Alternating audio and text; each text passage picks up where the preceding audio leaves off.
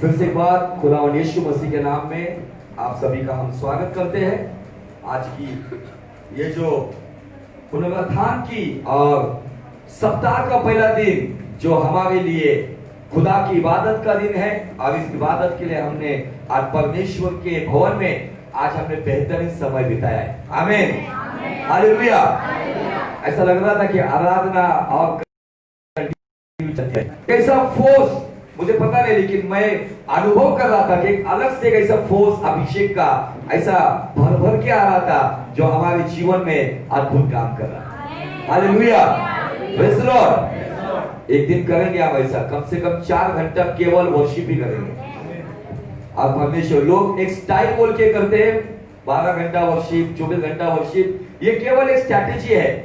लेकिन हम एक सेवा बोलकर अपने चर्च में अपने लोगों में कम से कम 4 घंटे की केवल आराधना, और आराधना में हम समय बिताएं। आमीन। सबका फिर से एक बार स्वागत है, और मैं विश्वास करता हूं कि खुदा के कलाम के द्वारा खुदावन आपसे बातें कर रहा है। आमीन। अगर आपसे खुदावन उसके कलाम के द्वारा बातें कर रहा है तो मैं सुनना चाहूंगा। बहुत हल्का आमीन है। वाह। और बहुत सारी बातों में खुदावन ने हमको डांट भी लगाई है, कहीं पर हमें प्रोत्साहित किया है, कहीं पर डांट लगाई। जो पिछले सप्ताह का जो हमारा मैसेज था, जो खुदा के भवन में आने वाले जो प्रेमी हैं वो कैसे होते हैं कि वो कहते हैं कि भले दुनिया के 1000 दिनों से खुदावन तेरी हुजूरी का एक दिन मुझे प्यारा लगता है। इसका मतलब दुनिया के 1000 दिनों की सब पार्टियां, शान शौकत, ये सारे खुदावन की हुजूरी के एक दिन के सामने फीके हैं। Hallelujah, praise the Lord. अब जो परमेश्वर से प्रेम करता है ना, वो भले उसके लिए आसपास कितने भी अट्रैक्टिव बातें क्यों ना हो, लेकिन वो खुदा की हुजूरी में दौड़ कर आता है। जो खुदा से प्रेम करता है वो उसकी हुजूरी के बिना रह नहीं सकता।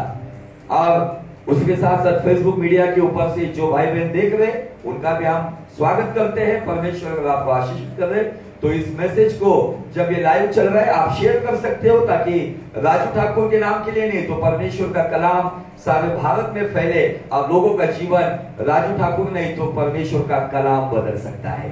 तो परमेश्वर की महिमा के लिए आप इस मैसेज को लाइव में शेयर कर सकते हो। और जो कोई इस सेशन को लगातार देखना चाहता है तो पास्टर राजू ठाकुर टाइप करके अगर आप YouTube पर जाओगे तो तकरीबन 200-250 से अधिक मैसेजेस वहां पर है, और पूरे आपको सब्जेक्ट के द्वारा पार्ट 1 पार्ट 2 के द्वारा सब कुछ आपको मिलेगा, जो आप सुनकर एक अच्छी स्टडी कर सकते हो और परमेश्वर में बढ़ सकते हो। चलते फिर हमारा जो मूल वचन है दूसरा इतिहास उसका 16 अध्याय और वचन 9, 2 क्रॉनिकल्स चैप्टर 16 एंड वर्स 9। दूसरा इतिहास 16वां अध्याय वचन 9। देख यहोवा की दृष्टि सारी पृथ्वी पर इसलिए फिरती रहती है कि जिनका मन उसकी ओर निष्कपट रहता है, उनकी सहायता में वह अपने सामर्थ्य दिखाए। आमीन, हालेलुया। और हमारा सब्जेक्ट या हमारा विषय यह चल रहा है कि परमेश्वर की दृष्टि में मैं क्या हूं। अपने आप को सवाल करो, परमेश्वर की दृष्टि में मैं क्या हूं। अपने आप की जांच कीजिए, अपने आप का आत्म परीक्षण करो कि खुदा की नजरों में मैं क्या हूं। अगर इस बात के ऊपर अगर रोज सवाल करते हुए जब खुदावन आपको बताएगा कि मेरे बच्चे तू इस क्षेत्र में कुछ ना कुछ गलतियां कर रहा है, अगर इस क्षेत्र में अगर तू बदलाव लाएगा तो निश्चय मेरे नजरों में तू सर्वश्रेष्ठ बनेगा। हालेलुया। अब ये तकरीबन अभी मैं बाहर गिर नहीं पाऊंगा, कम से कम मेरे ख्याल से ये 7वां या 8वां पार्ट चल रहा है जिसके द्वारा परमेश्वर में आशीषित कर रहा है। लेकिन इस वचन के लिए आगे बढ़ने से पहले मैं एक सवाल करना चाहता हूं। कितने लोग इस वचन को लगातार सुन रहे, इस वचन को सुन रहे ना लगातार? आपने इस वचन के अध्याय के ऊपर अध्ययन किया क्या? जैसा परीक्षा में जब पेपर में जब क्वेश्चन आता है किसने किससे कहा, तो मेरा सवाल यह है कि ये वचन किसने किससे कहा, क्या आपने पढ़ा है क्या? अभी यहां पे मुंडी डालकर आप पढ़ सकते हो, लेकिन अगर इस वचन के ऊपर हम अध्ययन करें तो आपको इसका बैकग्राउंड, मैं थियोलॉजिकल टीचिंग नहीं दे रहा हूं, इसका बैकग्राउंड पता होना चाहिए कि ये वचन किस हालात में किसने किससे कहा। ये वचन यहूदा का जो राजा आसा है, आप जवाब मत दो, मैं जवाब दे देता हूं, मुझे पता है कितने लोगों ने उसके ऊपर अध्ययन किया है। यहूदा का राजा आसा, उसने जब आराम का राजा बेन हदाद जब सारे राज्यों के ऊपर हमला करते हुए जीतते हुए जा रहा था, और ये आसा नाम का जो यहूदा का राजा, और उस वक्त और एक राजा इजराइल का राजा जिसका नाम है बादशाह, और उस जमाने में जब उसने आसा ने देखा कि ये बेन हदाद सारे राज्यों के ऊपर फतेह हासिल कर रहा है, और इसने डर के मारे एक पाप किया, जो पाप जिसे कह सकते हो परिस्थिति के अनुसार किया हुआ गलत समझौता। ये वचन जो परमेश्वर का दास हनानी नाम है, जो भविष्यवक्ता है, प्रॉफेट हनानी गुस्से से आसा राजा के पास आके कहता है, तूने ये गलत काम किया, देख परमेश्वर की नजरें इस पृथ्वी पर फिरती है, जो उसकी दृष्टि में मन से निष्कपट है, उसकी सहायता के लिए वो अपना सामर्थ्य प्रकट करता है। ये वचन आप इतने सालों का, इतने सप्ताहों से आप सुन रहे हो, लेकिन आपने घर जाकर क्या इस पर स्टडी किया? ये वचन किससे कहा गया है, किस हालात में कहा गया है? ये आसा नाम का जो राजा है, उसने क्या किया? अपनी जान बचाने के लिए उसने पवित्र स्थानों के सब वस्तुओं के साथ खिलवाड़ किया। मतलब क्या किया? तो उसको समझने के लिए आपको इस 16 अध्याय का थोड़ा सा जनरल नॉलेज के लिए पढ़ेंगे, और आज के मेन टॉपिक के पास जाएंगे। एक वचन से पढ़िए, क्या कहता है वचन? आसा के राज्य के 36वें वर्ष में इस्राएल के राजा बादशाह ने यहूदा पर चढ़ाई की, और रामा को इसलिए दृढ़ किया कि यहूदा के राजा आसा के पास कोई आने जाने न पाए। तब आसा ने यहोवा के भवन और राजभवन के भंडारों में से चांदी सोना निकाल दमिश्क वासी आराम के राजा बेरहत के पास दूत भेजकर यह कहा, जैसे मेरे तेरे पिता के बीच, वैसे ही मेरे तेरे बीच भी वाचा बंधे। देख, मैं तेरे पास चांदी सोना भेजता हूँ, इसलिए आ इस्राएल के राजा बादशाह के साथ की अपनी वाचा को तोड़ दे, ताकि वह मुझसे दूर हो। बस अभी शॉर्ट में मैं बताना चाहता हूँ, 2 भाई है यहाँ पे। कितने भाई है? एक इजराइल और एक यहूदा। इजराइल का राजा बादशाह और यहूदा का राजा आसा। अब जब इजराइल का राजा बादशाह अपने ही भाई के ऊपर चढ़ाई कर रहा था, तब अपने भाई ने उस लड़ाई के लिए एक अन्य राजा, जो भाई बहन नहीं है, एक परराष्ट्रीय राजा, आराम का राजा बेन हदाद, उसको उसने तोहफा भेजा। तोहफे में क्या भेजा? अपने पास की नहीं, तो बाइबल कहती है कि राजभवन और खुदावन के भवन से उसने वो बर्तनों को, जो सोने चांदी की थी, वो बर्तन को उसने भेज दिया, और उसके पास क्या वाचा बोली कि तू मुझसे वाचा बांध दे और जाकर बादशाह के साथ लड़ ले। मतलब मैं बच जाऊं, भाई का सत्यानाश हुआ तो होने दो। और ये बात परमेश्वर का भविष्यवक्ता हनानी उसको परमेश्वर बताता है, और कहता है कि जाके उस आसा को बता कि उसने ये घिनौना काम किया है। क्या कहता है? देखो वचन, 7 वचन पढ़ो अभी। उस समय हनानी दर्शी यहूदा के राजा आसा के पास जाकर कहने लगा, हाँ, तूने जो अपने परमेश्वर यहोवा पर भरोसा नहीं रखा, तूने अपने यहोवा परमेश्वर पे इस बुरी हालात में, जिन्होंने इस बुरी हालात में पिछले साल में जिन्होंने डॉक्टर से अधिक यहोवा पर भरोसा रखा है ना, वो परमेश्वर उनसे संतुष्ट है। जिन्होंने हालात को देखकर डर गए ना, उनसे परमेश्वर कहता है कि शायद पिछले साल गलती हुई है, लेकिन इस साल से हालात कुछ भी हो, भले इससे बड़ी क्यों ना बीमारी आए, लेकिन मुझे यहोवा पर भरोसा रखना होगा। हालेलुया। आगे, भरोसा नहीं रखा, वरन आराम के राजा ही पर भरोसा रखा है। तूने मुझ पर भरोसा नहीं किया, लेकिन आराम के राजा पे भरोसा किया, और अपने भाई इजराइल के खिलाफ लड़ने के लिए तूने उसका तोहफा भेज दिया। ये कौन सा लाइफ है? अपनी जान बचाने के लिए। दुनिया में आज लोग अपने फायदे के लिए कहीं ना कहीं, जिसे रॉन्ग कॉम्प्रोमाइज कहा जाता है, नौकरी में रॉन्ग कॉम्प्रोमाइज, बिजनेस में नॉन कॉम्प्रोमाइज, गलत तरीके से अपने फायदे के लिए, मराठी शब्द है तो तरतूद, अपने फायदे के लिए मेरी जान बचे। याद करो वो लोग जो परमेश्वर की सेवकाई के लिए हंसते हंसते सूली पर चढ़ गए। आज बहुत सारे लोग अपने व्यक्तिगत जीवन के सताव को, परिवर्तन को बदल नहीं सकता है, तो कब जाकर वो मसीह के लिए वो एक प्रकार से शहीद होंगे। जो शहीद हो गए, जिसमें से पहला शहीद स्तिफनुस, उसको पत्थर से मारा गया। जो पतरस 3 बार खुदा का इनकार किया, लेकिन जब वो खड़ा हुआ पेंटिकॉस्ट के दिन, उसके बाद वो खुदा के लिए हंसते हंसते मरने के लिए तैयार हो गया। उन्होंने कभी किसी के साथ कोई गलत समझौता नहीं किया। आशा के लिए वचन आया था, क्योंकि ये व्यक्ति परमेश्वर की नजर में एक तुच्छ व्यक्ति ठहरा था, इसीलिए ये हनानी दर्शी आकर कहता है, तूने जो किया तुझे क्या लगता है उसको दिखता नहीं? हमें हुआ होगा मोती बिंदु, लेकिन उसको होने वाला है क्या? हम जो भी काम करते हैं, जो भी बात करते हैं, मेरे घर में, मेरे कामकाज में, मेरे परिवार में, जहां कहीं पर भी हूं, उसकी आंखें मुझे देख रही है। और हमने धर्मी का विषय बहुत अच्छी तरीके से साल भर अध्ययन किया था। बाइबल कहता है कि धर्मी की ओर उसकी निगाहें होती है, लेकिन कभी कभी धर्मी कुछ अपने फायदे के लिए, अपने मतलब के लिए, दुनियादारी के लिए कहीं ना कहीं कुछ समझौता कर बैठता है, और यही समझौता उसके जीवन में विनाश का कारण ठहरता है। इसलिए यीशु मसीह ने कहा है कि इस दुनिया के समान, पौलुस ने कहा है रोमियो का 12:2 में, क्या कहा है? इस संसार के सदृश्य ना बनो। आज मेरा जीवन संसार के सदृश्य है, संसार के अनुसार मैं चल रहा हूं। जैसे संसार अपने फायदे के लिए झूठ बोलकर एक गलत समझौता करते हुए अपने क्लाइंट को फांसता है और उस पर कमाई करता है, लेकिन एक मसीह व्यक्ति ने अपने जीवन में, भले उसको प्रॉफिट हो या ना हो, वो झूठ की नींव के ऊपर गलत समझौता करके कमाई ना करे।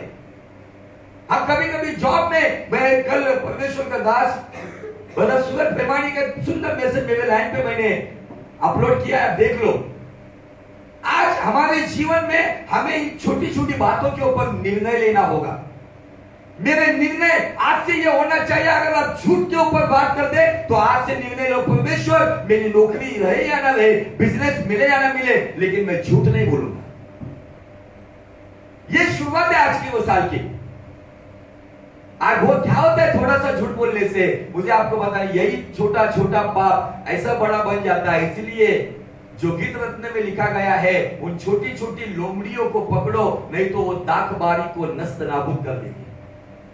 छोटा छोटा कोल्यांच्या पिल्लांना पकड़ा, नाहीतर द्राक्षमळा उद्ध्वस्त करते।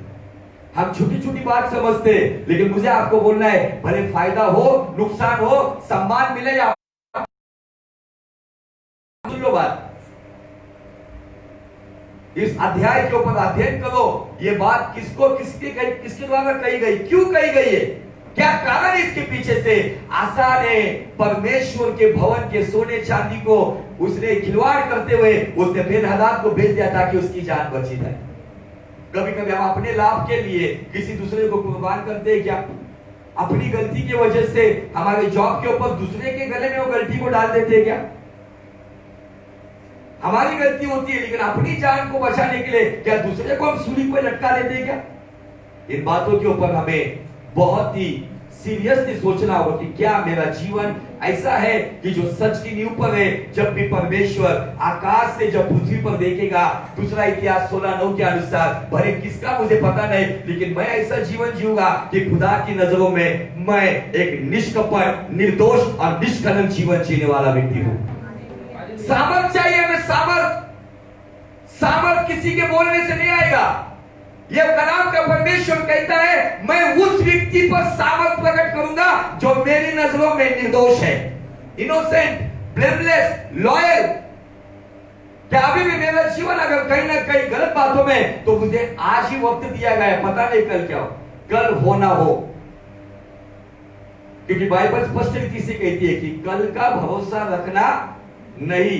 आंखें खुलने के बाद अगर समझता है कि धरती पर रहे तो धन्यवाद यीशु, शुरुआत करो। आंखें दो ही जगह पर खुलेगी, अगर वो व्यक्ति परमेश्वर की दृष्टि में अगर निष्कपट, निर्दोष और निष्कलंक है ना, तो निश्चय उसकी आंखें अब्राहम की गोदी में खुलेगी।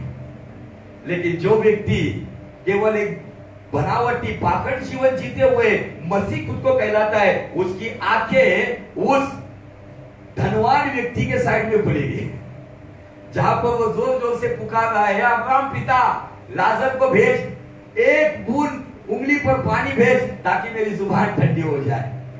ये समय आने से पहले आज का समय हमें दिया गया है, हम बदल जाए। Hallelujah, hallelujah. अब जब हम पिछले सप्ताह से हम देख रहे थे किसका जीवन, नूह बाबा का, नोहा के बारे में जब परमेश्वर कहता है कि नोहा मेरी दृष्टि में कौन है, धर्मी है।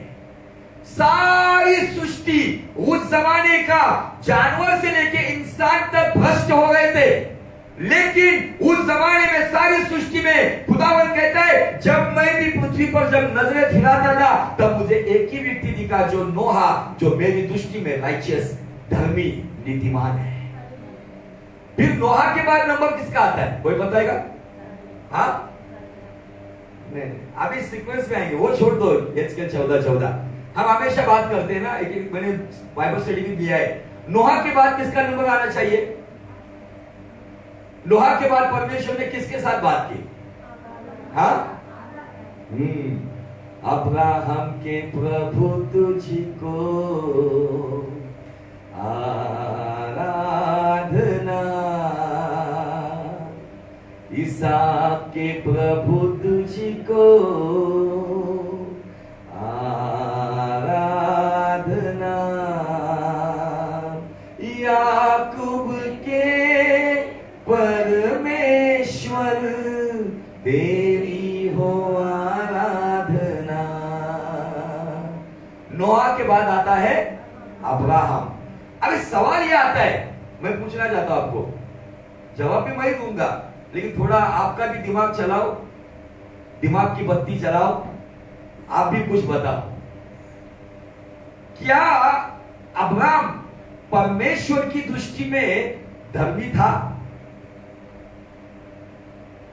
क्या कहना आपका, आपको क्या लगता है? थोड़ा सा आज मैं टीचिंग भी दूंगा आपको। क्या अब्राहम परमेश्वर की दृष्टि में नीतिमान, राइचियस, धर्मी था उसको बुलाने से पहले? नहीं, एकदम राइट आंसर। तो फिर सवाल यह आता है कि अगर हम दूसरा इतिहास 16:9 के साथ अगर हम कंपेयर करेंगे कि जो जिसका मन परमेश्वर की दृष्टि में निर्दोष, निष्कपट, निष्कलंक है, उसकी सहायता में वो सामर्थ प्रकट करता है। फिर हम कैसे कह सकते हैं कि नूह के बाद परमेश्वर अब्राहम के पास आया और अब्राहम परमेश्वर की दृष्टि में धर्मी था? वास्तविक समझ में ये बात नहीं पड़ती है अगर अकॉर्डिंग टू वर्ड देखेंगे।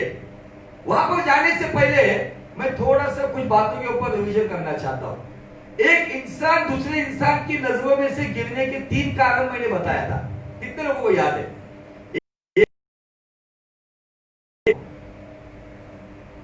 पता है किसी को? याद करो, याद करो, याद करो। बेइज्जती, बेईमानी और बगावत।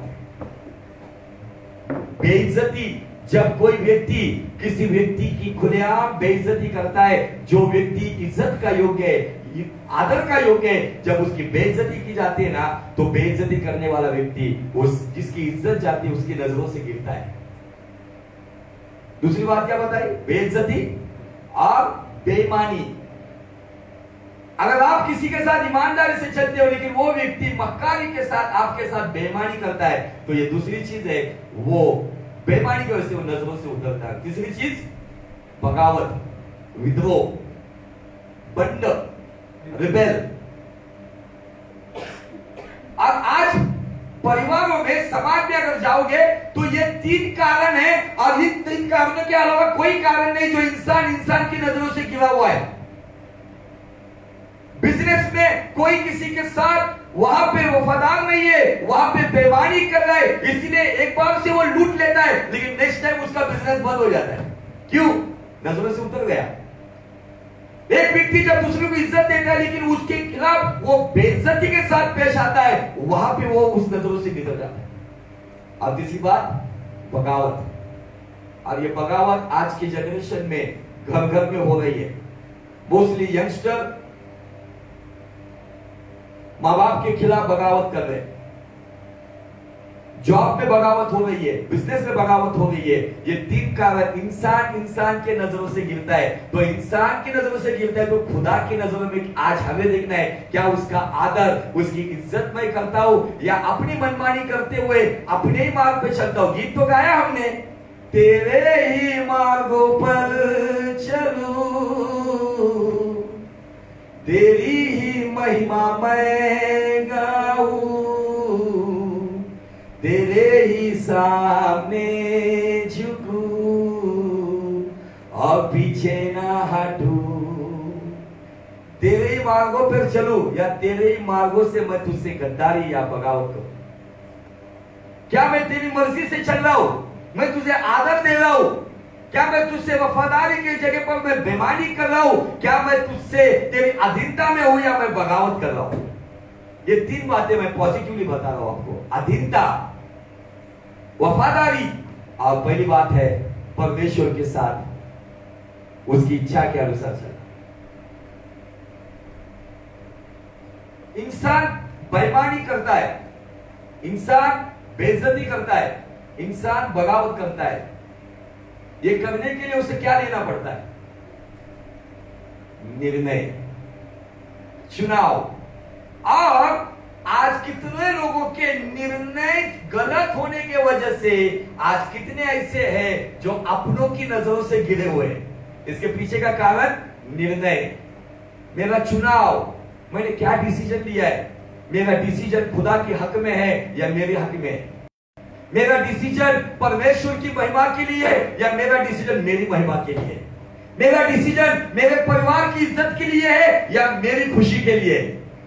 निर्णय, ये निर्णय बहुत ही जरूरी बात है। इसलिए मैंने कहा मेरी लाइन पर मैंने वो मैसेज अपलोड किया है, कुछ लोगों ने शेयर किया है, देखकर अच्छी बात है, लेकिन शेयर ही मत करो। निर्णय, छोटे छोटे निर्णय आगे के जीवन में अगर अच्छे निर्णय है तो बड़े परिणाम अच्छे लेकर आएगा।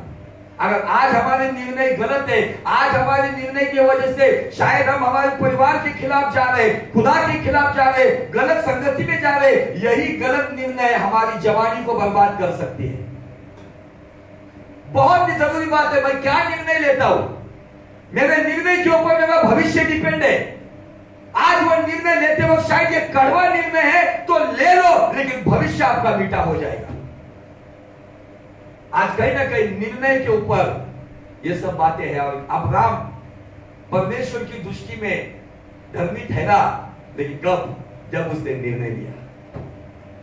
हालेलुया। तो उस निर्णय की ओर चलने से पहले अब्राहम कौन था, कैसा था, उसकी थोड़ी सी टाइटल हमें समझना चाहिए। तो फिर अब्राहम की स्टोरी हमें कभी कहां पे मिलती है? उत्पत्ति 17 में मिलेगी, उसके पहले नहीं मिलेगी क्या? तो थोड़ा सा चलेंगे हम उत्पत्ति का 11 अध्याय, एकदम डायरेक्ट हम पढ़ेंगे 31 वचन से आगे। उत्पत्ति का 11 अध्याय, जेनेसिस चैप्टर 11 फ्रॉम वर्स 31। 13 अपने पुत्र अब्राहम और अपने पोते लूत जो हारान का पुत्र था, हाँ, और अपनी बहू सारे जो उसके पुत्र अब्राम की पत्नी थी, इन सबों को लेकर कसदियों के उर नगर से निकल कनान देश जाने को चला। कसदियों के उर नगर से कनान देश को जाने के लिए निकला, पर हारान नामक देश में पहुंचकर वही रहने लगा। वो निकले थे कनान की ओर, लेकिन जैसे वो हारान में पहुंचे, हारान में आने के बाद आराम शुरू हो गया। आज बहुत सारे लोग डिसीजन लेते हैं कि नहीं, मैं ये बात छोड़ दूंगा, मैं ये बात नहीं करूंगा, मैं अपने आप को बदलूंगा, और जैसे कदम बढ़ाते उनको भी उनका हाराम मिलता है, वहां पे वो आराम करना शुरू कर देते हैं। आगे जब 205 वर्ष का हुआ, तब वह हारान देश में मर गया। हारान में 13 की मृत्यु हो गई, मतलब अब्राहम की पिताजी की मृत्यु हारान नाम के प्रदेश में हो गई। यहोवा ने अब्राहम से कहा, यहोवा ने अब्राहम से कहा, अपने देश और अपने कुटुंबियों अपना देश और अपने कुटुंबियों और अपने पिता के घर को छोड़कर अपने पिता के घर को छोड़कर उस देश में चला जा, उस देश में चला जा जो मैं तुझे दिखाऊंगा। अब इस एक वचन के पास जब हम आते हैं, परमेश्वर बोला ये निकला, मेरे बुद्धि को नहीं पड़ता, लेकिन ये जानना पहचान मैं तेरा मेहमान चल रहे जाने का बोल के ऐसा निकलेगा क्या? मैं जानता नहीं हूं। मैं आज आपको कुछ महत्वपूर्ण बात बताना चाहता हूं। कुछ लोग है ना, बाइबल की कुछ वचनों को लेकर उसको नेगेटिवली वहां पे वो अपोलोजेटिक्स तरीके से तर्क करना चाहते हैं। इन बात को समझने के जो लिखने वाला लेखक कौन है इस उत्पत्ति के किताब का? मूसा। उत्पत्ति लिखने वाला निर्गमन में पैदा हुआ है। गौर से सुनो, उत्पत्ति लिखने वाला उसके जन्म से हजारों साल पहले की हिस्ट्री वो लिख रहा है, हजारों साल के बाद का व्यक्ति। फिर उसने जो शॉर्ट में जो स्टोरी लिखी है ना, कुछ लोग कहते हैं अब्राहम को बोला अब अब्राहम निकला, लेकिन आपको उसके पीछे की गहराई समझनी चाहिए। उत्पत्ति लिखने वाला निर्गमन में पैदा हुआ है, जो आंखों देखा हाल देखकर जब लिखना शुरू कर देता था ना, तो मुझे ऐसा लगता है कि उत्पत्ति का किताब ही कम से कम 10 किलो का हो जाता था। इसीलिए जब हम नए नियम के लोगों को जब देखते हैं, मत्ती जो लिखता है, मरकुस जो लिखता है, लूका जो लिखता है, यूहन्ना जो लिखता है, उन्होंने जो लिखा उन्होंने सुनकर नहीं लिखा, उन्होंने आंखों देखा हाल लिखा। इसलिए यीशु की पूरी सेवकाई हमें समझती है। लेकिन जब मूसा ने उत्पत्ति का किताब लिखने के लिए जब सिनाई पर गया था ना, तो यहोवा उसको शॉर्ट में बोल रहा था, हनोक 300 साल मेरे साथ चला, फिर 365 साल हो गए मेरे साथ चला गया, बस हनोक चला गया। उसकी सेवकाई नहीं लिखी। अब्राहम का पिता 13 हारान में आया, 205 साल का था, मर गया। फिर मुझे 12 अध्याय में यहोवा अब्राहम से बोला चल मेरे पीछे आ जा। लेकिन उसके बीच में का जो समय है ना, मैं आपको कुछ बातों पर आपकी विशेष आत्मिक नेत्रों को खोलना चाहता हूं। तो उसके लिए हमें यहोशुआ की किताब में जाना पड़ेगा। कोई निकालेगा यहोशुआ का किताब और उसका अध्याय 24 और वचन 1 से लेके आगे।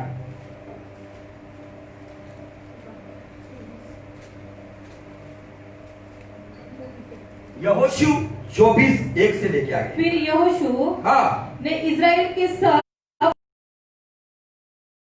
और सरदारों को बुलवाया और वे परमेश्वर के सामने उपस्थित हुए। अभी देखो यहाँ पे यहोशू ने सबको परमेश्वर के सामने उपस्थित किया।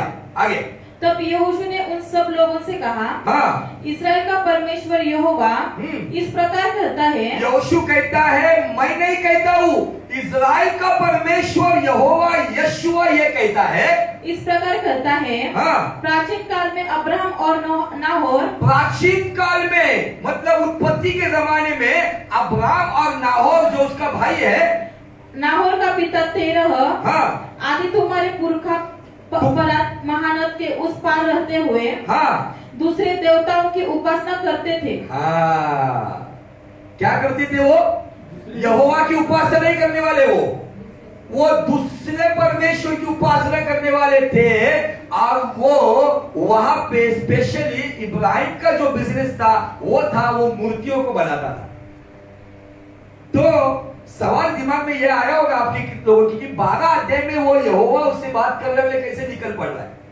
तो उसके लिए थोड़ा सा आपको ना, जिस व्यक्ति के बारे में प्रचार करना है ना, उसके लिए आपको कुछ तर्क लगाने पड़ेंगे, उसके बारे में सोचना पड़ेगा, प्रार्थना करनी पड़ेगी, तब जाके पवित्र आत्मा आपको कुछ बातों का प्रकाशन देगा। प्रकाशन की जब बात आता हो ना, मैंने इतने जबरदस्त प्रकाशन पिछले 2-3 साल में प्रचार किए। लाल समंदर फट गया, फलाना हो गया, चट्टान से पानी आ गई, बहुत सारे लोग हालेलुया आमीन प्रेज़ द लॉर्ड बोल रहे थे। लेकिन मैं बताऊं आपको, ये प्रकाशन या ये रेवलेशन ने आपका जीवन नहीं बदला। इसीलिए मैं जो प्रचार फिलहाल कर रहा हूं ना, उसका कंफर्मेशन मुझे भाई सूरज प्रेमानी के मैसेज से ही कल मिला। वो भी कहते हैं बड़े बड़े रेवलेशन कलीसिया को देखे कुछ मतलब नहीं है, केवल ताली बजाएंगे, हालेलुया प्रेज लॉर्ड बोलेंगे, लेकिन परिवर्तन कुछ नहीं है। अगर बात करनी है तो व्यक्तिगत जीवन में अस्तित्व पे बात करो, क्या करना है क्या करना नहीं ये बताओ और निकल जाओ। इसीलिए मैं अभी रेवलेशन इतने मिले हुए मुझे, लेकिन मैंने रेवलेशन को लॉक करके रख दिया है, जब वक्त आएगा तब बताऊंगा। क्योंकि कितने लोगों को इतने जबरदस्त रेवलेशन दिए, मैंने याकूब की ब्लेसिंग का रेवलेशन पिछले टाइम प्रीच किया, लेकिन कुछ लोग भूल भी गए। इसलिए अभी अस्तित्व के ऊपर प्रचार होगा। अगर इस अस्तित्व के प्रचार पर अगर जो चलेगा, मुझे अभिमान होगा, वो खुदा की दृष्टि में निर्दोष रहेगा, और जब यीशु आएगा तो वो निर्दोष व्यक्ति यीशु के साथ 100% उठा लिया जाएगा। क्या फायदा रेवलेशन का? मुझे बाहर के लोग बोलते, पास्टर जी क्या जबरदस्त प्रकाशन दिया आपने। प्रकाशन से किसका लाइफ नहीं बदलेगा? बहुत गहराई की बातें प्रकट की, लेकिन लोगों के जीवन में परिवर्तन नहीं आया, जैसे कि तैसे ही है। इसलिए अस्तित्व पे बात करेंगे हम। बाइबल यहाँ पे कहता है, यहोशू कहता है, यहोवा के सम्मुख में हमारा पुरखा अब्राहम और तेरा ये लोग वहां पे अन्य देवता की उपासना करने वाले लोग थे। अभी फिर से वही चलेंगे 12 अध्याय में, जहां पे अब्राहम के साथ परमेश्वर ने बात की, उत्पत्ति 12। वहां पे थोड़ा सा कैलकुलेशन करेंगे। 4 वचन पढ़ो। यहोवा के इस वचन के अनुसार अब्राम चला। अब्राम चला। अब्राम को ऐसा भी आपको कोई बोले, चल मेरे साथ जाने का दुबई को, जाएंगे क्या?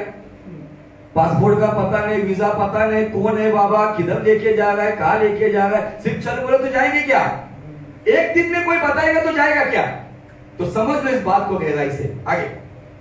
और लूत भी उसके संग चला। एक तो उसको अकेला बुलाया था, लेकिन साथ में लूट भी गया, इसने उस लूट ने उसको लूट लिया। और जब अब्राम हारान देश से निकला, अब्राम हारान देश से निकला, उस समय वह 75 वर्ष का था। कितने साल का था? 75 इयर्स का। आपको क्या लगता है अब्राम की शादी किस एज में हुई होगी? उस जमाने में किस एज? आप पकड़ेंगे, चलो अप्रोक्सीमेटली 25 साल में मैच्योर्ड होके शादी हो गई। वो 25 का सारा 16 की या 15 की, आप 1-2 साल में मुझे पकड़ो मत। ओके, अभी आप सोचो, वो कसदियों के देश में है, ऊर नाम के देश में, वहां पे क्या करते? वो अन्य देवता की उपासना करते। उसके साथ साथ अब्राम का बिजनेस था, वो आइडल को बनाते थे, मूर्तियों को बनाते थे। 25 साल में शादी हुई, 75 साल में दर्शन हुआ। कितना? 25 और 75 कितने साल हो गए? नहीं, उसके बीच 75 से 25 निकाल दे, कितने साल बचेंगे? 50 साल। 50 साल तक वो अपने देवताओं को मांगता होगा, मुझे बच्चा दे दे, मुझे नहीं क्या बेबी दे दे, मुझे लड़का दे दे, लड़की दे दे, कुछ तो भी दे दे। 50 सालों से वो अपने देवता की उपासना करता होगा, 50 साल से वो मूर्तियां भी बनाता होगा, लेकिन उस 50 साल में हम पकड़ेंगे 40 साल तक उसको कुछ नहीं मिला। लेकिन 40 साल के बाद शायद यहोवा उससे बात करता होगा। वो 10 सालों में उसने अध्ययन किया होगा। जस्ट मैं बता रहा हूं लॉजिकली, इसको आप एकदम सीरियसली नहीं लेना, जस्ट मैं बता रहा हूं आपको समझने के लिए।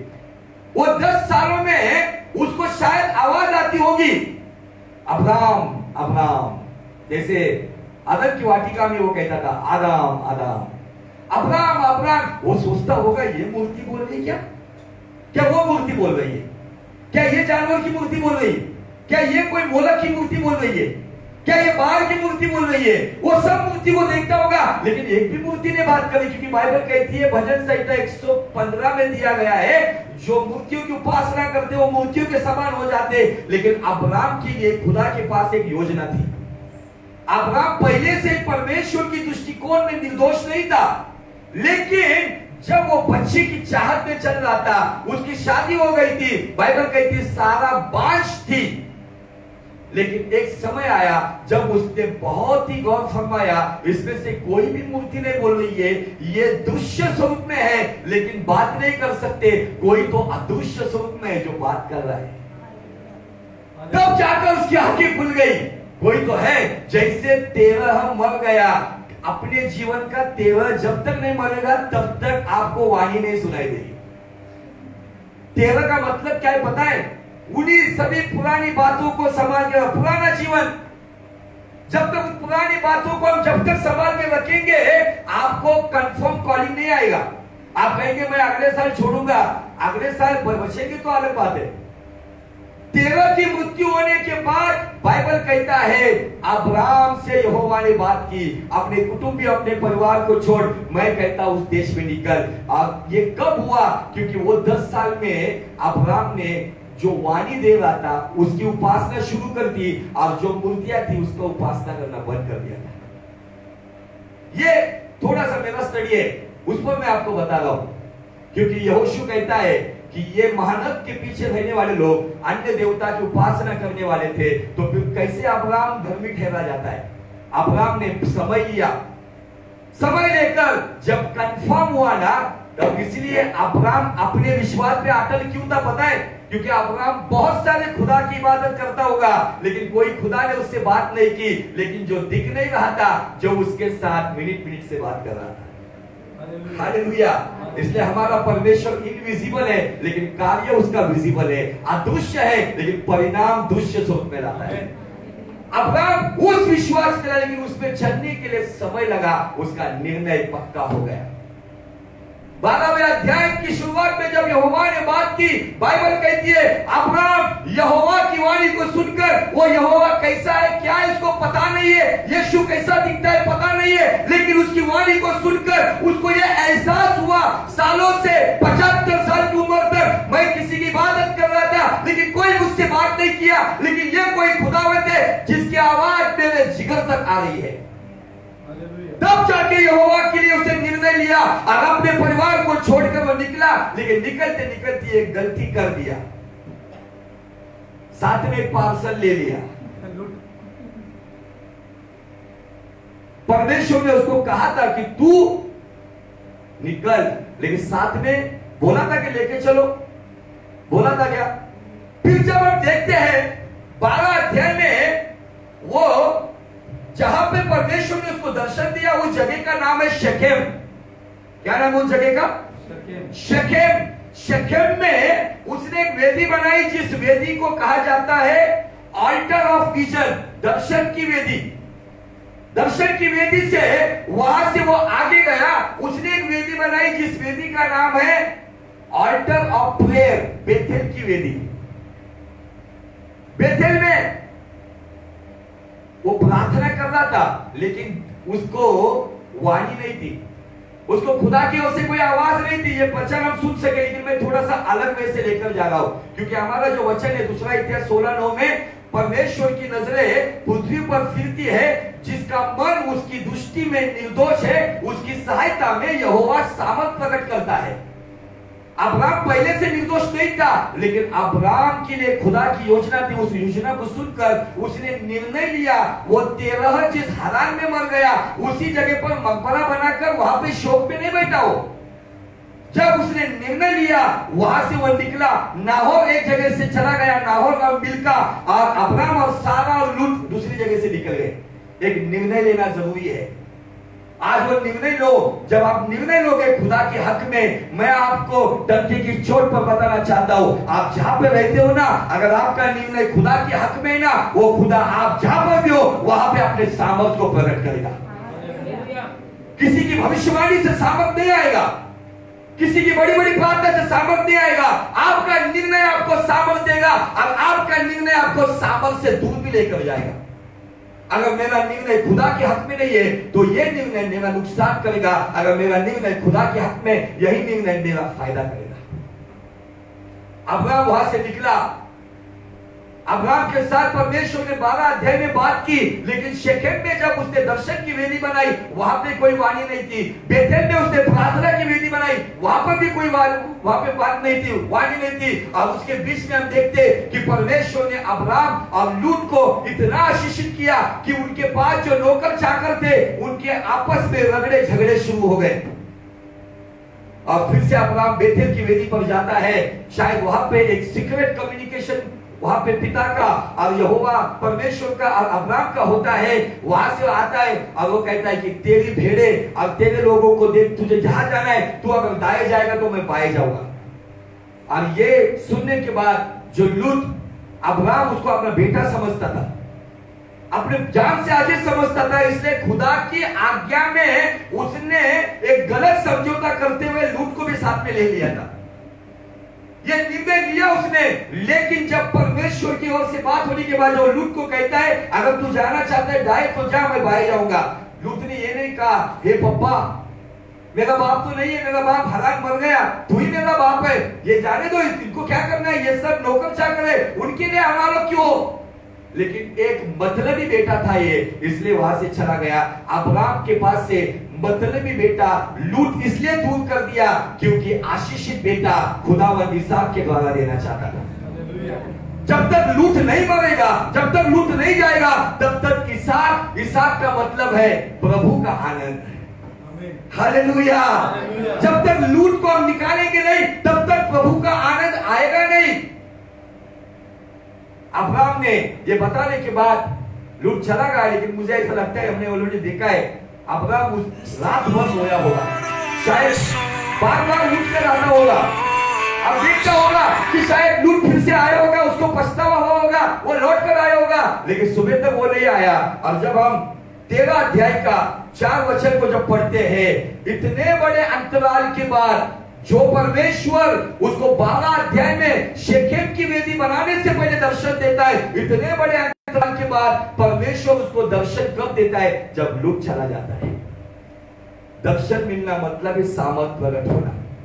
आपको दर्शन चाहिए, आपको सामर्थ चाहिए, आपके जीवन का लूट, गलत समझौता, अपनी मनमानी, अपना पुराना जीवन, जब तक हम अपने जीवन से अलग नहीं करोगे तब तक वाणी नहीं आएगी।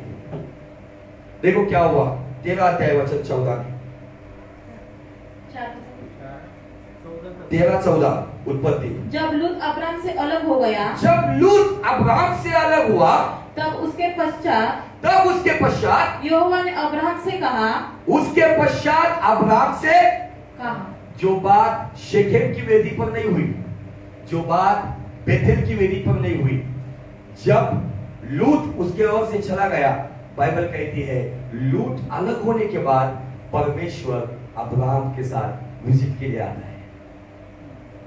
आज हमारे जीवन में ऐसे कोई लूत है जो हमें लूट रहे, लेकिन फिर भी हमें पता नहीं चल रहा है, हम हमारी मनमानी में, ये दुनिया के प्रेम में और अपने किसी ऐसे सोल टाई जैसे प्राण बंधनों में फंसे हुए हैं, जिसके वजह से भले हम इन बातों में आनंद कर रहे, लेकिन खुदा का आनंद जो उसकी वाणी में है, वो आनंद से हम कोसों दूर है।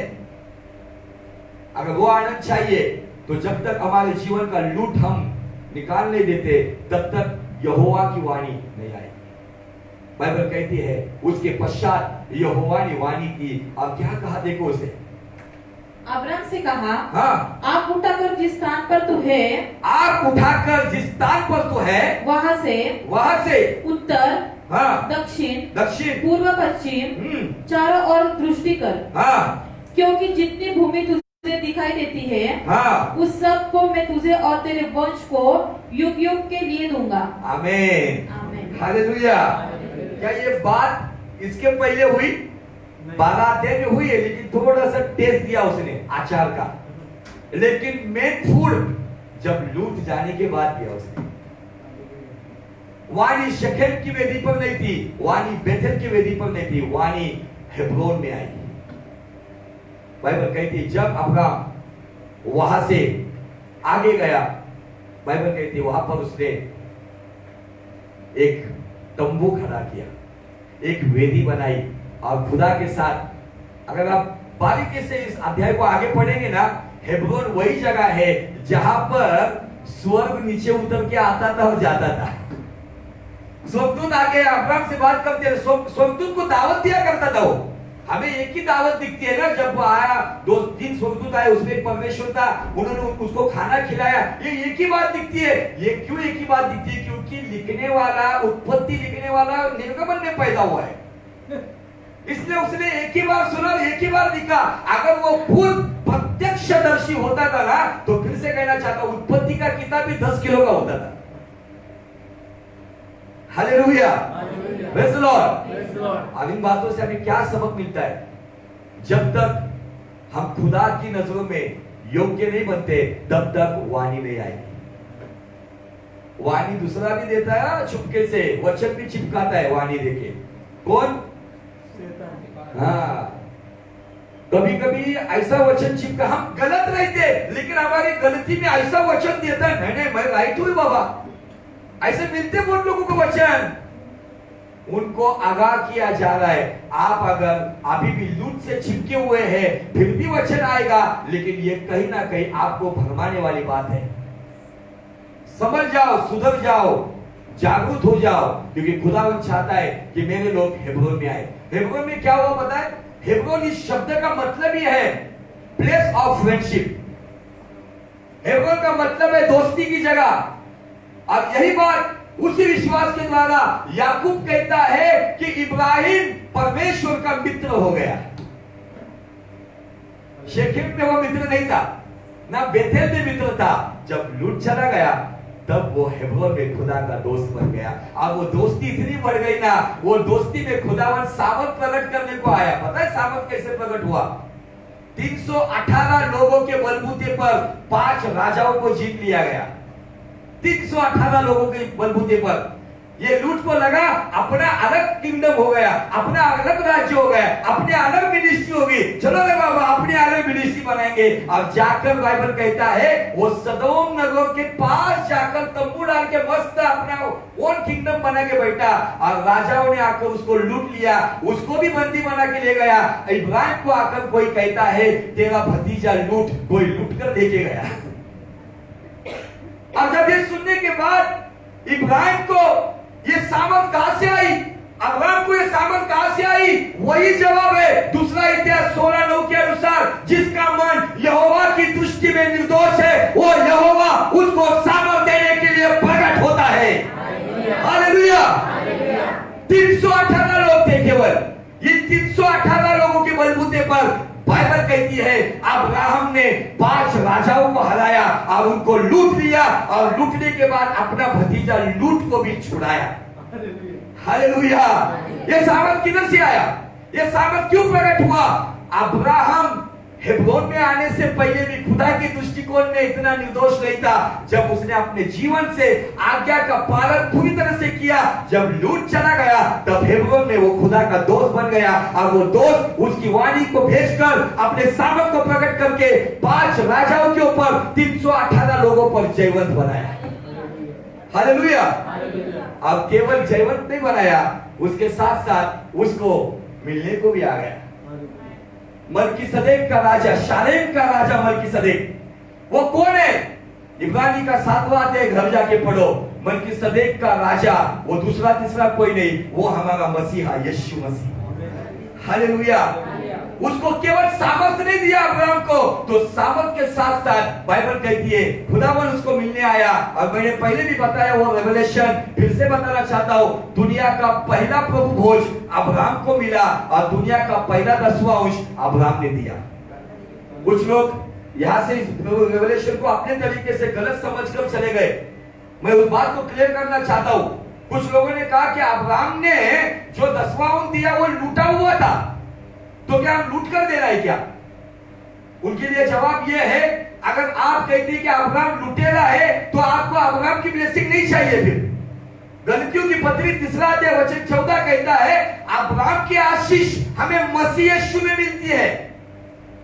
अगर आपकी सोच में अगर अब्राहम लुटेरा है तो आपको कोई भी हक नहीं है अब्राहम की आशीष लेने के लिए।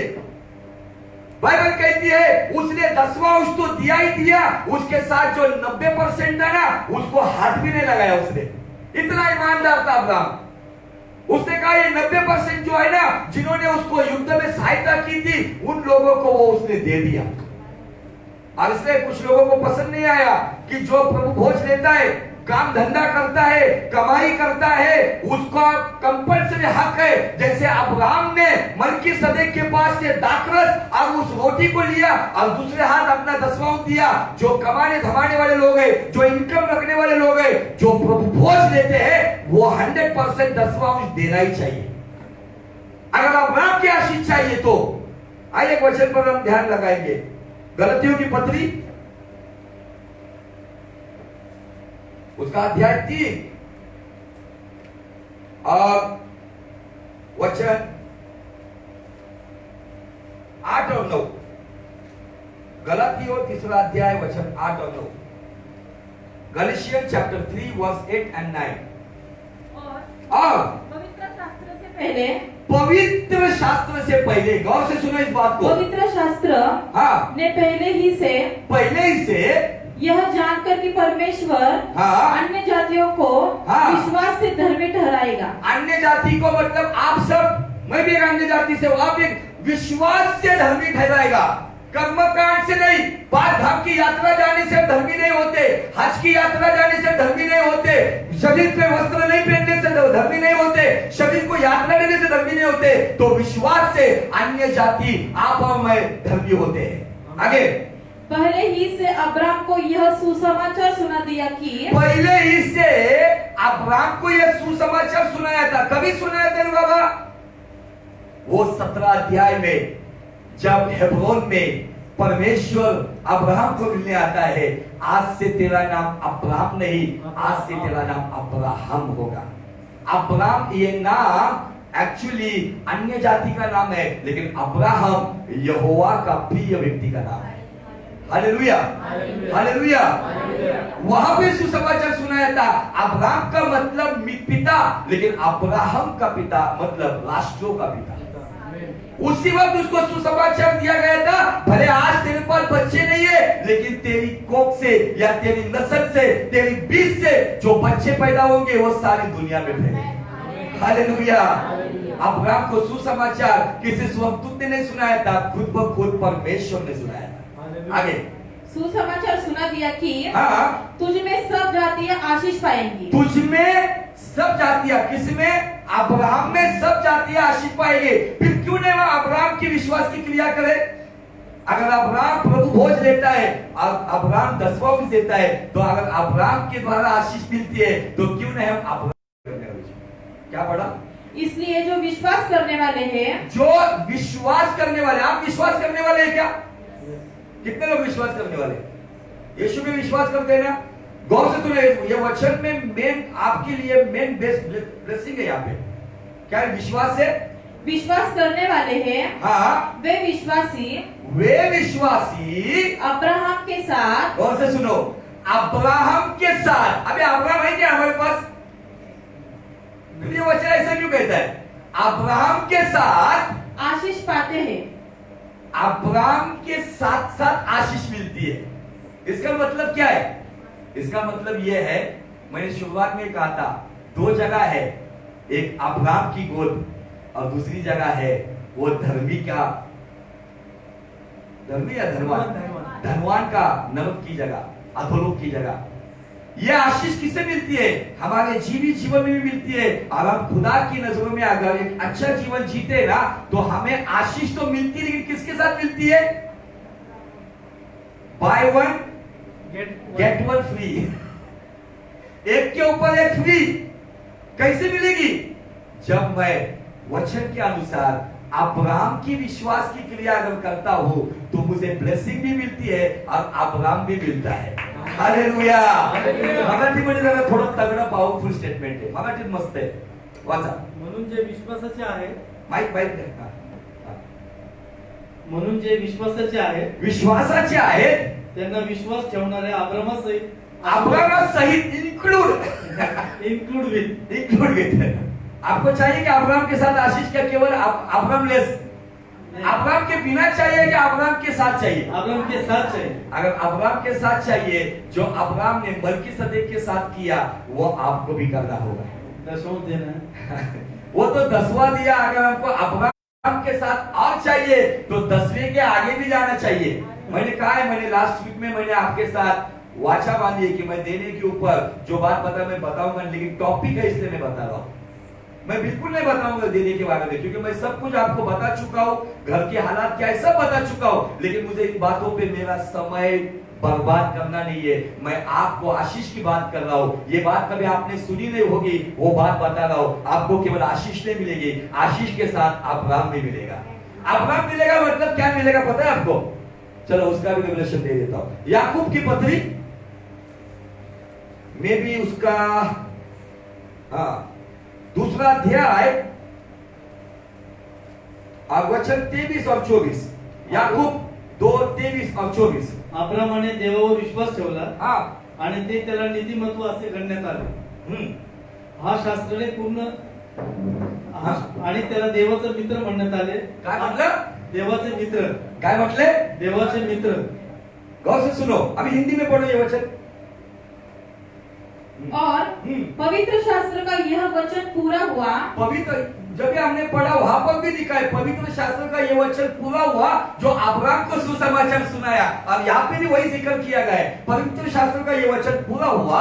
अब्राहम ने परमेश्वर का विश्वास किया और यह उसके लिए धर्म गिना गया। ये उसके लिए धर्म राइचियसनेस गिना गया और वह परमेश्वर का मित्र कहलाया। वो परमेश्वर का मित्र कहलाया।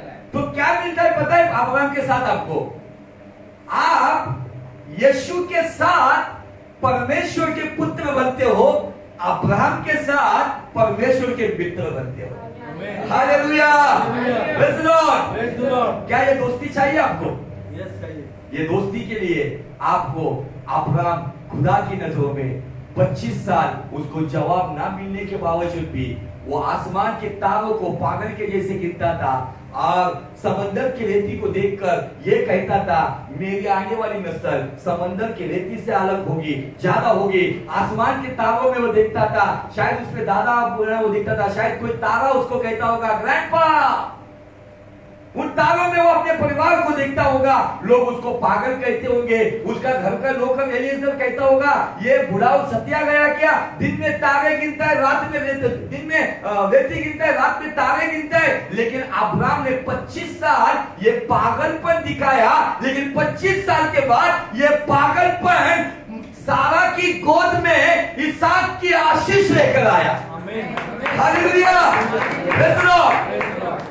दुनिया सांगे तो सांगू दे मी भजन कर प्रभु यीशुचे। लोगों के लिए पागलपन है, लेकिन यही पागलपन वो कहता है बुद्धिमानों को लज्जित करने के लिए मैं ऐसे पागलों का इस्तेमाल करूंगा। हालेलुया। 25 साल 75 साल की उम्र में 12 अध्याय के उत्पत्ति के 12:4 में खुदा ने उसके साथ वाचा बांधी। उस वाचा को देखकर अब्राहम भले हेब्रोन में आकर खुदावन ने उसको वाणी दी, उस वाणी को सुनकर वो रात में तंबू से आकर तारे गिनता था, दिन में समंदर की रेती देखता था और इन दो चीजों को देखकर वो कहता था मेरा खुदावन जो अस्तित्व में नहीं वो अस्तित्व में ला सकता है। Hallelujah, praise the Lord. पौलुस कहता है अब्राहम का विश्वास ये है, आशा के लिए जगह नहीं थी फिर भी उसने आशा से विश्वास किया, इसलिए उसकी पत्नी की कोख मरी हुई थी, उसकी जवानी मरी हुई थी, उसी विश्वास से वो धर्मी ठहरा और इसहाक की आशीष पाया। Hallelujah, praise the Lord. आज आपको और मुझे नूह के बाद जो धर्मी था अब्राहम के पास, हम सब अन्य जाति से आए हुए, शायद हम पहले उसकी दृष्टि में लायक नहीं थे, लेकिन उद्धार के बाद हम अब्राहम के साथ खुदा के मित्र हैं, यीशु के साथ खुदा के पुत्र हैं। ये दोनों रिश्ते हैं हमारे। ये दो रिश्ते कैसे निभाएंगे हम? जब भी खुदा देखेगा ना ऐसा रिश्ता जियो उसके साथ, वो कहेगा ये मेरा पुत्र भी है और ये मेरा मित्र भी है। Hallelujah, praise the Lord. बोले यीशु मसीह की जय जय जय। पहले मेरे केवल पुत्र थे शलमोन और सैमसन, लेकिन अभी मैं अभिमान से, आप कहेंगे अहंकार से कह सकता हूं वो मेरे मित्र भी हैं। हालेलुया। मेरे खून के बेटे जोसेफ और जोएल ये मेरे केवल पुत्र है, लेकिन आज मैं कहता हूं मेरे कंधे से कर मैं उनके कान को लगता हूं। आज मैं उनको देखकर ये केवल पुत्र नहीं तो मेरे मित्र भी है। Hallelujah, praise the Lord. ये रिश्ता बनाओगे ना तो आपके चेहरे पे कभी पहरानी बजे रहेंगे। आप मित्र के साथ जब भी आपको प्रार्थना आना है ना, आपको मुझे पता है कोई रिश्तेदार के पास नहीं जाएगा, लेकिन मित्र जिससे आप बेइंतहा मोहब्बत करते हो, आंधी आए तूफान आए, उस मित्र को मिलने के लिए खुदा के भवन में आप समय पर पहुंचोगे। Hallelujah, praise the Lord. क्या है उसकी नजरों में रास्ता? दूसरा इतिहास 16:9 के अनुसार जब भी उसकी नजरें पृथ्वी पर घूमेगी ना, तो आज उसके साथ कहो, खुदावन जब भी तू देखेगा ना, तो मेरे अंदर तेरा एक अच्छा मित्र दिखेगा, मेरा जीवन तेरे पुत्र के नहीं दिखेगा। मुझे देखकर तुझे शर्म महसूस नहीं होगी, तो मुझे देखकर है खुदावन तुझे फख्र महसूस होगी। ऐसा जीवन मैं जीता रहूंगा। Hallelujah, praise the Lord. दुनिया को जो करना है करने दो, लेकिन आप आज एक निर्णय ले लो। मैं वही पर आता हूं, निर्णय, मेरा निर्णय खुदा के हक में है तो मैं उसके साथ वफादार हूं। मेरा निर्णय खुदा के हक में है तो मैं उसकी अधीनता में हूं। मेरा निर्णय खुदा के हक में तो मैं उसकी इज्जत करता हूं। आज एक निर्णय ले लो। ये छोटे छोटे निर्णय बहुत जरूरी है। खुदावन मैं ये नहीं करूंगा। पूछो उसको, दोस्त के तुझे क्या अच्छा लगता है, ये मेरी चीज अच्छी नहीं लगती, मैं ये छोड़ देता हूं, दोस्ती के नाम पे कुर्बान कर देता हूं, नहीं चाहिए मुझे ये। खुदावन मेरा ये दोस्त तुझे अच्छा नहीं लगता, ये बुरा है, नो प्रॉब्लम, मैं इसको भी दोस्ती तोड़ दो, मुझे तेरी दोस्ती चाहिए। खुदावन ये मेरी सहेली अच्छी नहीं, तू कहता है ये सहेली छोड़ देती हूं मैं, मुझे तेरी दोस्ती चाहिए। अगर ऐसा रिश्ता बनाओगे ना, मैं आज सुबह से सोच रहा था, कुछ ऐसे हालात पिछले साल पैदा हुए थे, इस साल में भी कुछ ऐसी बातें सामने सामने आ रही है। अब ऐसा लग रहा था, देखो मेरे साथ आप भी सहमत होते ही नहीं, ऐसा लग रहा था मैं एकदम अकेला पड़ गया हूं। परिवार में रहने के बावजूद रिश्ते नाते, लेकिन कहीं तो भी ऐसा लग रहा था कि अकेला पड़ गया हूं मैं। तब मैं प्रार्थना कर रहा था, तब मैंने खुदा की वाणी को सुना, तू अकेला है तो क्या कर रहा है? जिसके साथ तुझे आशीष मिलती है वो अब्राहम, वो भी अकेला ही था। आपने पढ़ा है कभी अब्राहम का ये दोस्त था, वो दोस्त था? अब्राहम का एक ही दोस्त था जिसके साथ जब भी वो ऐसा उठाता था ना, तो सारा को ऐसा डिस्टर्ब ना करते हुए भाग आता था। देख देख तारे ही तारे, ये तारे है ना, इससे अधिक तेरे बच्चे होंगे। एक पागलपन की बात बता रहा हूं। अब्राहम भी गाता होगा शोले स्टाइल में, ये दोस्ती हम नहीं छोड़ेंगे। मेरी दोस्ती किसके साथ है? किसके साथ मेरा जमता है? मैं आज आपको बताना चाहता हूं, पिछले वक्त भी ये मैसेज हुआ था आपको। ये दो रिश्ते, एक सिक्का है या कोई भी नोट है, वो नोट क्या बताती है? एक साइड से वो अमाउंट बताती है, रुपया की कीमत बताती है, और दूसरे साइड से क्या बताती है? सरकार। हमारा सिक्का, 1 रुपए का कॉइन अगर आपके पास है तो देखो, एक साइड में वो 1 का चिन्ह बताता है, इसकी कीमत है 1 रुपया। उसको पलट कर देखेंगे तो वहां पे लिखा है भारत सरकार। जब हमारा ये ऐसा रिलेशन बनता है ना, तो खुदा की नजरों में हमें कीमत मिलती है, हम उसके मित्र, और दूसरे साइड से हमें अधिकार मिलता है, हम उसके पुत्र। Hallelujah, praise the Lord. कुछ लोग केवल मित्र ही बना के बैठे, लेकिन जिसको अगर अधिकार के साथ पुत्र बनना है, जिसको प्रेम के साथ मित्र बनना है, ये दो रिलेशन, एक व्यक्ति में ये दो रिलेशन बनाना जरूरी है। जब ये दो रिलेशन बनाओगे ना, मुझे आपको बताना है, कोई आपके साथ रहे या ना रहे, आपको एक ही खुशी होगी, चाहे कोई रहे या ना रहे, मेरा दोस्त मेरे साथ है, मेरा बाप मेरे अंदर है। Hallelujah, praise the Lord. क्या आप ऐसी दोस्ती करना चाहते हो? तो आज निर्णय ले लो। निर्णय बहुत इंपॉर्टेंट से चीज होती है। बहुत सारे लोगों के निर्णय नहीं होते। हम छोड़ना नहीं चाहते इन बातों को, हम यहां से दूर जाना नहीं चाहते। अब्राहम ने भले समय लिया, लेकिन जब खुदावन ने उसको लूट को छोड़ने के बाद हेब्रोन में जब आकर मिलता है, तो उससे बात करता है। अब्राहम के जीवन में 4 प्रकार की वेदियां थी, शेकेम, बेतेल, हेब्रोन और बेरशेबा। ये 4 वेदियों के ऊपर मैं संदेश दे चुका हूं। बेरशेबा में वो बहुत समय के बाद गया, लेकिन उसके जीवन का अधिकतर समय अब्राहम ने हेब्रोन में गुजारा है।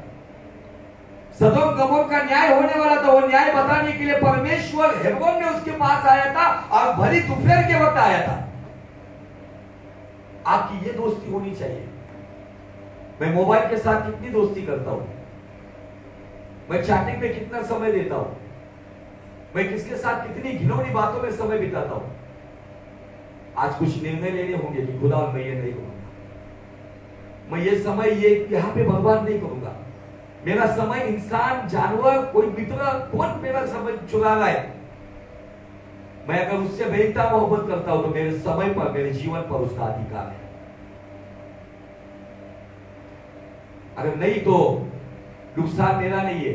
अगर आप मित्र नहीं तो पुत्र भी नहीं होंगे। ये दो अधिकार, मित्रत्व से आपको वैल्यू मिलेगी और पुत्रत्व से आपको अधिकार मिलेगा।